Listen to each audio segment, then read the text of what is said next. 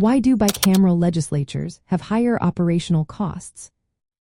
Imagine running to separate teams instead of one to get the same job done. That's what a bicameral legislature is like. It has two chambers, each with its own members and support staff. This setup sounds thorough, but it also means more money is needed to keep everything running smoothly. First, think about the number of people involved. A bicameral system has two groups of legislators.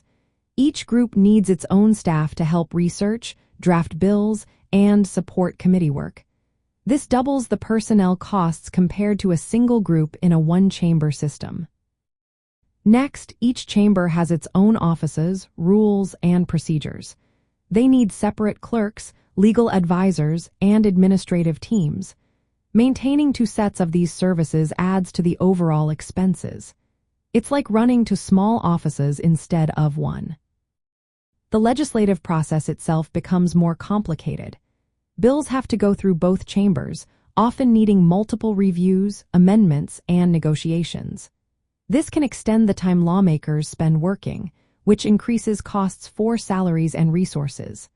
Longer sessions mean more utility bills, more staff hours, and higher operational expenses.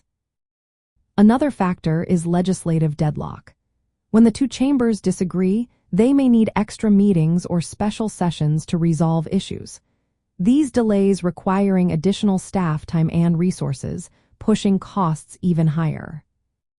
Coordination between chambers also adds to expenses. Sometimes they create joint committees or shared offices to work together. While this can save some money, it still involves extra planning, meetings, and communication efforts that cost money. Finally, with more legislators and longer sessions, total compensation and per diem expenses go up. Legislators receive pay and reimbursements for travel and lodging, which adds to the total bill. Looking at real-world examples, Nebraska has only one chamber, so it spends less on legislative operations. States with two chambers, like Minnesota, spend more because of the duplicated resources and processes. In the end, states accept these higher costs because bicameral systems offer checks and balances, diverse representation, and thorough review of laws. But they also need to find ways to cut costs, like sharing staff or streamlining procedures, without losing the benefits of having two chambers.